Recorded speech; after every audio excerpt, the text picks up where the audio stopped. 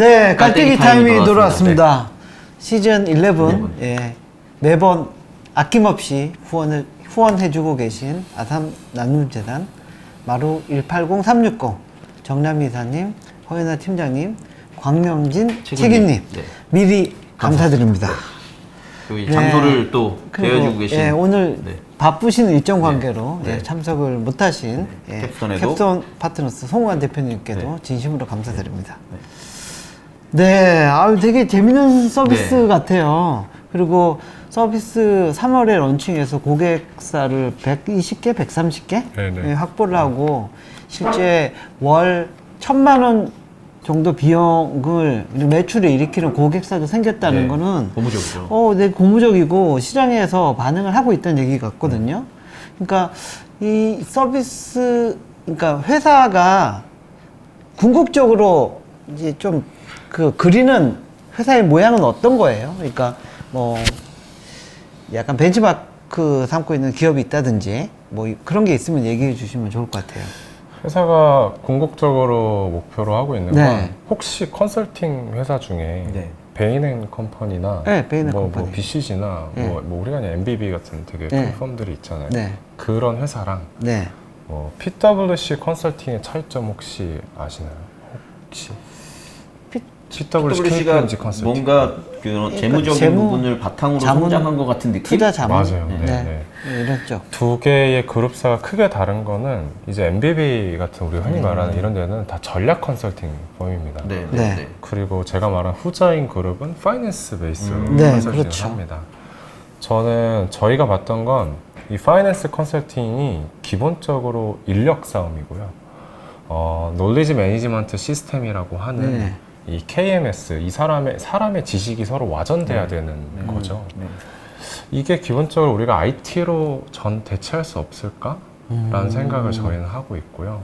저희는 그래서 쉽게 PwC 딜로이트의 컨설팅 부를 IT SaaS로 제공하는 팀이 되는 게 저희 회사의 목표입니다. 저는 사실 그래서 그렇지 않아도 딱 그 질문을 드리려고 했는데 그 대표님 말씀처럼 그 기본적으로 뭐 재무 회계에 대한 좀 더 효율적인 관리, 그 다음에 아까 뭐 그 횡령에 대한 리스크도 줄일 수 있고, 그 다음에 그 비용 대비 효과적으로 그런 정보를 본다는 건 되게 중요한데, 그게 이제 뭐 특히 스타트업 입장에서 보면 되게 두 개가 중요하잖아요. 하나는 이 회사가 런웨이를 계속 갖고 존속할 수 있느냐, 그리고 존속으로 끝나는 게 아니라 우상향을 해야 되는 거잖아요. 네, 맞아요. 그러면 그런 정보들을 바탕으로 소위 말한 아까 좀 더 인텔리전스한 혹은 인사이트를 줘야 될 것 같은데, 이 회사가 어떤 부분으로 가고 있으면, 예를 들면 무슨 건강 지수처럼 이 회사의 그 재정 건전성이 높아지고 있고 회사의 J커브가 곧 다가오고 있다라는 거를 뭔가 예측해 준다든지 이런 좀 기능들이 있어야 될 것 같거든요. 진짜 인텔리전스. 네. 예. 그런 부분들의 관점에서는 뭐 어떤 시도 혹은 어떤 부분의 뭐 장점 이런 것들을 좀 고민하고 계신가요?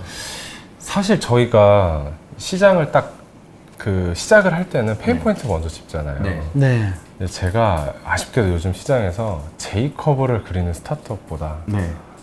로고 곡선을 그리는 스타트업에 관심이 더 많습니다. 네. 네.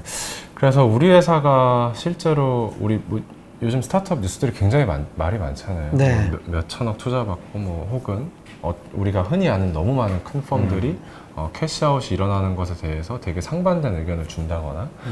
근데 저희는 기본적으로 포어캐스팅이 제공하는 방식이, 저희는 이제 예측 모델을 탑재를 하고 있는데요. 그 모델 자체가 우리가 인력을 이런 식으로 계속 채용하게 된다면, 혹은 매출 성장세가 계속 이렇게 간다면, 혹은 순이익의 성장세가 네. 이렇게 간다면, 우리 회사의 캐시아웃과 우리 회사의 방금 말했던 J커브는 어떻게 포어캐스팅이 된다라는 부분까지 저희가 지금 만들고 있고요. 지금 현재는 저희가 딱 현가 베이스로 많이 기능이 구축돼 있어요. 현가 베이스의 자금일고 딱 지금 네. 딱 발생주의 베이스로 많이 이루어져 있는데, 말씀하신 것처럼 포어캐스팅 부분은 분명하게 이루어져야 돼. 저희의 과제인 거죠. 네. 네. 네. 그런 부분을 추가해. 저는 또 대표님 그 말씀 주시니까 그 반대로 네. 이렇게 되는 회사들은 망하더라도 보이실 것 같거든요. 그럼 그런 것들을 줄여주는, 아까 얘기한 것처럼 청신호를 알려주는 것도 좋지만, 그러니까 상승 신호를, 하락 신호를 알려주는 것도 되게 의미 있을 것 같은데, 그런 부분들도 뭔가 좀 더 인텔리전스하게 제공할 수 있는 것들이 있을까요? 보면 망할 회사들은 망하던데. 아니, 근데 결과론적으로는 그런데 뭐 이런 거잖아요. 그러니까 그냥 지금 더더군다나 대표님도 스타트업을 운영하고 계시니까 예를 들면 지금부터 딱 타임머신을 타고 1년 전으로 돌아가면 정말 작은 풍요의 시대가 왔고 MAU와 미래 성장 가능성을 가지고 좀 더 높은 밸류를 만들어내는 것, 그리고 그걸 바탕으로 시장을 가게 하는 것이 사실 그 당시에 의사결정하는 대부분의 네. CEO를 포함해서 시장 관계자들은 맞는 판단이었던 것 같아요. 네, 맞아요. 그런데 그 누구 뭐 이게 잘못인지 뭐 원인인지는 모르겠지만 1년 뒤에 지금 보면 뭐 캐시가 제일 중요하고 런웨이를 길게 유지하는 게 제일 중요하고 다른 지표가 중요해졌잖아요. 맞아요. 그러니까 이제 그런 관점에서 말씀하신 것 적배치 코드가 우리는 그래서 뭐 같이 볼 수 있는 뭐 이런 지표, 이런 부분들을 제공합니다. 혹은 이런 것들이 재무적인 관점에서 의사결정하는 데 도움이 된다.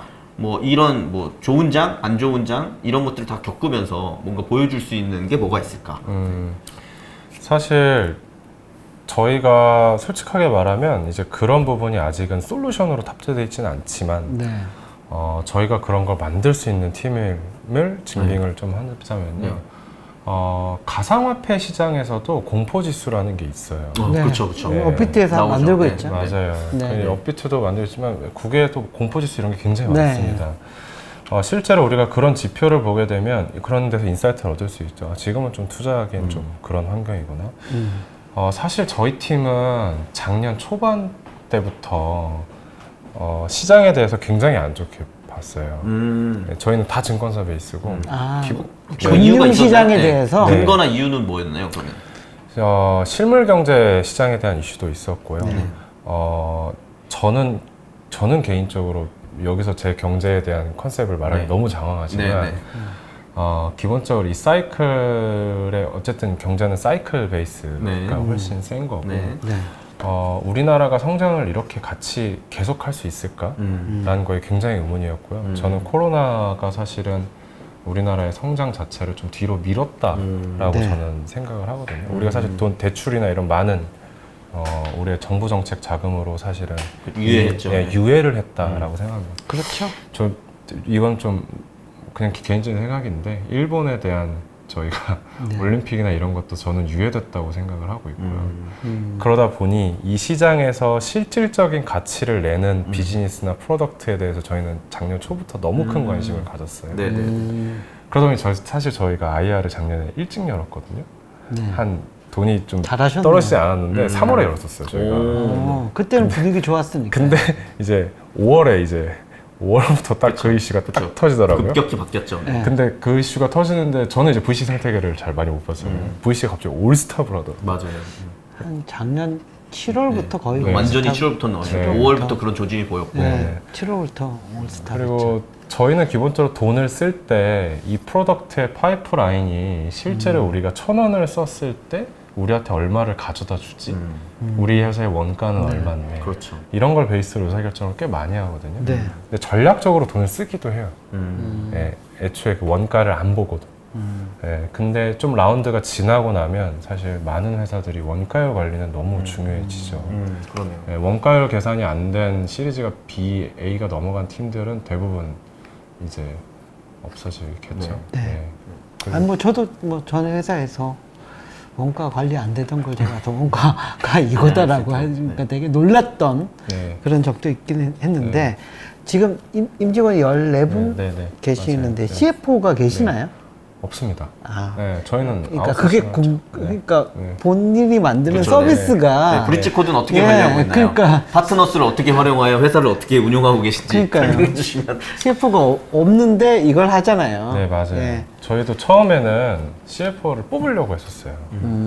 제가 이제 모르는 부분을 좀 채워줄 수 있지 않을까. 네. 근데 제가 주변 심사역분들한테 물어보는데 다들 꽤나 반대를 하시더라고요. 시리즈 B가 넘어가면 뽑자. 근데 그때 가서 왜 그랬나라는 생각을 다시 돌이켜서 보면 사실 CFO라는 직함을 가지신 분을 뽑으려면 우리 사실 적어도 몇 천만 원을 줘야 되잖아요. 그렇죠. 근데 이분들이 실제로 사업을 런웨이는 사실 말이 런웨이여서 이 우리가 비행기를 잘 띄우게 하는 데 목적이 있지 비즈니스를 하는 거는 사실 CFO는 사실 비즈니스를 정확하게 첫 시작을 내딛는 그런 역할은 아니잖아요. 나중에 관리의 영역이 그렇죠. 좀 더 세죠. 네. 그러다 보니 저희가 CFO 채용을 좀 더 미루게 됐었고요. 그러다 보니 많은 기업들이 CFO를 뽑고 싶지만 못 뽑는구나 라는 그런 생각의 상황이죠. 베이스로 네.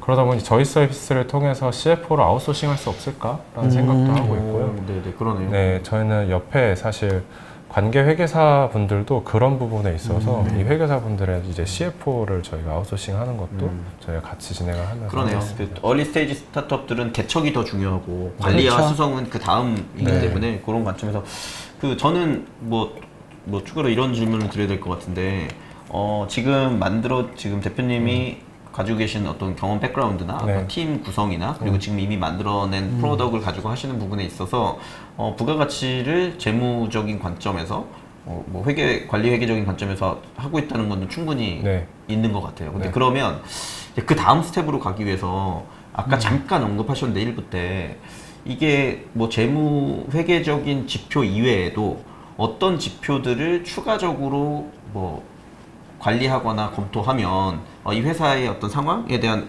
뭐 인사이트를 더 아까 잠깐 얘기하신 뭐 그게 뭐 MAU일 수도 있고요. 뭐 신규 회원 가입자일 수도 있을 것 같고 뭐 듀레이션 타임일 수도 있을 것 같고 그렇게 약간 비회계 뭐 비재무적인 데이터 이런 부분도 스타트업에서는 되게 중요하거든요. 특히 네, 그렇죠. 특히 3J 같은 경우는 지금 얼마 버느냐가 중요한 게 아니라 얼마나 성장하고 있느냐가 중요할 거잖아요. 이런 부분에 대한 뭐 가중치? 뭐 또 저는 들으면서 대표님 말씀 들으면서 든 생각은 그래서 지난 뭐 10년, 20년간 국내에서 뭐 유니콘으로 성장했던 스타트업들의 그런 데이터들을 요즘 공개된 게 많으니까 쫙 분석해 봤더니 이런 거에 가중치를 더 줘야겠다라는 거를 뭔가 이 파트너 기능에 넣는다거나 파트너스 기능에 넣는다 이런 것도 있을 것 같거든요. 네, 그런 부분들 혁신의 숲에서 하고 네. 있지 않나요? 그런 거 보여주기도 하죠. 네, 네. 저희는 사실은 저는 스타트업이 선택과 집중이 너무 중요한 것 같은데 네. 너무 한정돼 있잖아요. 그래서 우리 회사는 파이낸스에만 굉장히 집중할 것 같습니다. 네, 아까 얘기했던 전략에 대한 컨설팅이나 이런 부분은 사실은 저희는 아직은 기회는 없고요. 현재는 하지만 이런 부분은 제시를 할 수 있죠. 사실 국내에서 우리가 우리 이제 런웨이 데이터가 있고 근데 이 기업의 사실 저희는 이 통계 자료는 지금 활용은 안 하고 있거든요. 왜냐면 기업의 자료이기 때문에 이거를 가지고 활용은 하진 않습니다. 현재는. 그렇죠. 아까 얘기한 대로. 네. 하지만 우리는 대부분은 그냥 얼추 있는 논문이나 여러 가지의 컨셉에서 우리 회사가 런웨이가 3개월 정도 남으면 M&A도 고민해야 되지 않을까? 라는 생각도 들고요. 우리 회사가 런웨이가 13개월이 남았으면 사실 VC 투자에 대한 걸 준비를 해야죠. 요즘 같은 시장에서는. 그렇죠. 네. 근데 저희가 그런 인사이트를 사실은 계속 메시징으로 주는 것까지 하려고 하고 그런 건 되게 유용할 것 같아요. 네. 네. 만약 그런 게 된다면 국내 OECD에서 M&A가 이제 사실 이런 것들이 이제 전 국가 중에서 꼴찌거든요. 우리나라가. 아 그런가요? 네, 꼴찌입니다. 네, 그런 걸 좀 더 도와줄 수 있는 지표들을 만들어 낸다면 사실 기업을 좀 더 리사이클링하고 이런 데서 더 도움을 많이 줄 수 있지 않을까 네. 싶습니다. 네. 뭐 지금 송 대표님 오셔가지고 슬슬 맞춰야 될 것 같은데요. 네네네. 네. 지금 펀드레이징을 하고 계신가요?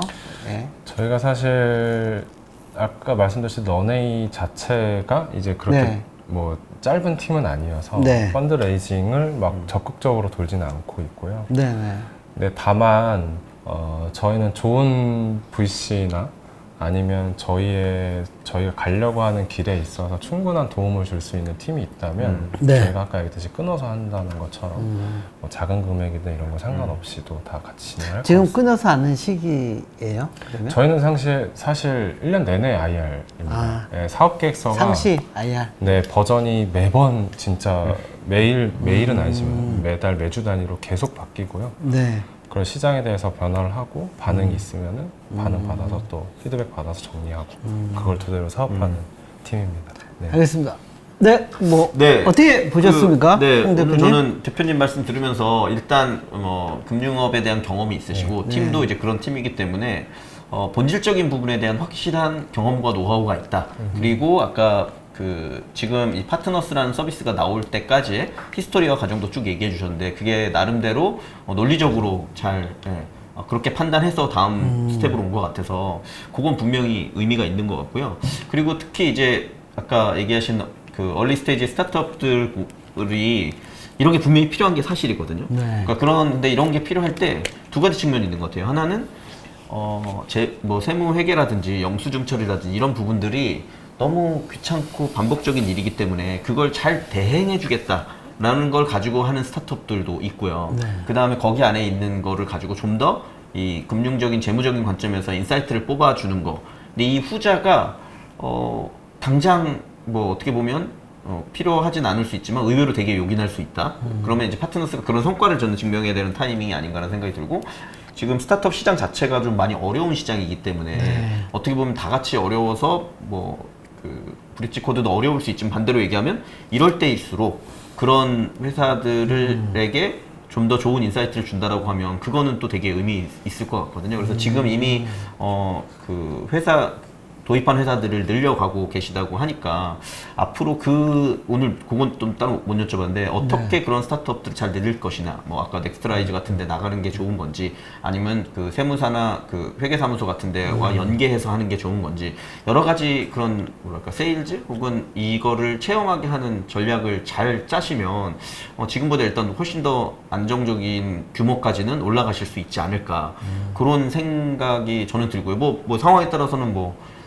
3개월, 6개월 체험판 무료라고 해서 뭐 유료 전환한다거나 이런 것도 되게 전략일 것 같고요. 근데 이제 제 관점에서 실제 네. 스타트업 운영하는 관점에서 한 가지 그런 부분은 아까 이제 재무 그 회계 외적인 부분에 대해서는 뭐 많이 그걸 안 하신다고 하긴 했지만 그걸 포함해서 아까 소위 말하는 정말 뭐 인사이트나 인텔리전스적인 의견을 줄 수 있는 이 회사가 지금 되게 좋은 모드로 가고 있다. 뭐 안 좋은 모드로 가고 있다. 그게 자금의 근거에선 이렇고 그 다음에 그 외적인 부분에 있어서는 이런 부분에 있어서 뭐 좋은 징조, 안 좋은 징조 이런 것들을 조금 더 알려주게 되면 이제 대표님이 표방하신 게 이 재무회계 담당자가 본다기보다는 그걸 의사결정하는 사람들이 스타트업에서 보게 된다고 했으니까 그런 부분들을 조금 더 뭐 저는 추가하거나 욕심내시면 나중에는 더 부가가치가 높아지지 않을까라는 생각이 들고요. 네. 그런 측면에서 사실 이런 회사나 서비스를 딱 들어본 적은 없었어서 네. 오늘 되게 흥미롭게 들었고 네. 앞으로의 발전 가능성도 매우 높지 않을까 이렇게 생각을 했습니다. 네. 유 대표님 어떠십니까? 아니, 경영 박사이자 재무회계 전문가로서 아니 말씀해 다 주시죠. 얘기해버리면 네. 저는 무슨 얘기예요. 좀 잘라서 좀 네네네. 얘기해줘요. 저는 일단 그 작년에 회사를 시작을 해서 짧은 기간이지만 그 좀 고객이 그 페인 포인트를 느끼고 좀 시장이 필요하는 서비스를 제대로 찾았다라는 느낌이 많이 들었고 네. 실질적으로 그 서비스를 출시했을 때 빠르게 고객을 뭐 130개까지 늘린. 3개월 동안에 늘리고 매출을 일으키고 있는 그런 부분이 상당히 좀 인상적이었습니다. 이게 단순하게 니치 마켓이라고 하기에도 그렇고요. 그 시장에 니즈는 있는데 없었던 서비스를 낸 것 같아요. 시장에 니즈는 항상 있었는데 뭐 SAP나 이런 거는 감히 엄두내서 못 썼거든. 아까 얘기하신 네, 네. 네. 비싸죠. 예, 되게. 그냥 쓰고 싶어도 못 쓰는 그런 영역을 잘 딱 타겟팅해서 그것도 코로나 터져서 이렇게 그 자금 관리의 중요성이 커지는 그 시기에 잘 내서 이게 좀 시장에서 반응을 일으키는 게 아닌가라는 생각이 들었고 그 부분 제일 인상적이었고요. 두 번째 부분은 일단 그 뭐 펀드레이징 불황기, 뭐 금융 침체기, 리세션 얘기가 많이 나오고 있는 그 시대 분위기에 회사가 먼저 적응을 했어요. 상시 펀드레이징, 상시 IR 네. 끊어서 돈 준다고 있을 때 핏이 맞으면 무조건 투자자로 영입을 하겠다. 네. 이런 자세로 가는 건 상당히 좋은 것 같고요. 뭐 좀 그 다른 스타트업들도 지금 시기에는 이런 자세가 좀 필요하지 않을까 그런 느낌이 많이 들었습니다. 그래서 뭐 이게 그 대표님의 어떤 플렉서블한 그런 마인드에서 나온 것일 수도 있는데 기업 뭐 시장 환경이나 비즈니스가 언제 어떻게 바뀔지 모르거든요. 그러니까 좀 그 유연하게 시장에 좀 그 적응하고 이렇게 좀 맞춰서 그리고 때로는 반 발짝 정도 앞서가면서 이렇게 나가는 게 이런 경영 방식이 오히려 더 이런 불황기에는 더 좋은 방식이 아닌가, 먹히지 않을까 그런 생각이 들었습니다. 감사합니다. 네. 혹시 뭐 저희들 의견이나 뭐 마지막으로 하고 싶은 말씀 있으면 네, 하고 저희 의견에 대한 네. 뭐 답변과 마지막 뭐 출연 소감 네. 이런 하고 걸 마치도록 듣고, 하겠습니다. 마무리하도록 하겠습니다. 일단 그 스타트업에 대한 정의가 사실 뭐 시작을 한 뭐 이런 사업가보다는 저희가 문제를 정의하고 이 페인 포인트가 얼마나 큰지를 분석을 하고 그거를 문제를 해결하는 조직이라고 저는 생각을 하고 있거든요. 네. 근데 방금 옆에 중고나라의 대표님이신 분께서 명확하게 파이낸스 데이터뿐만 아니라 이런 것도 의사결정에 나한테 큰 도움이 되니 녹였으면 좋겠다 라고 하는 것도 팀 내에서 충분히 검토를 해서 진행을 할 수 있으면 진행을 하고요. 네. 저는 뭐 나오는 이유는 명확하게 엔터프라이즈급 회사를 저는 대표다 보니까 엔터프라이즈급 회사에 대한 세일즈가 목적이었습니다. 네. 너무나 감사하게도 제 옆에는 우리나라에서 정말 굵직한 기업인 중고나라 운영하고 계신 대표님이 계신 네. 거고 당연히 대표님이자 경영 박사님도 똑같은 이슈가 있는데 네. 이 미팅이 끝나고 나면 제가 대표님한테 CFO 명함 좀 하나 달라고 네. 해서 네. 한번 미팅을 주선할 수 있다면 정말 이 자리가 너무 뜻깊을 것 같습니다. 네. 알겠습니다. 알겠습니다. 네. 네, 오늘 출연해 주셔서 고맙습니다. 네, 감사합니다. 감사합니다. 네.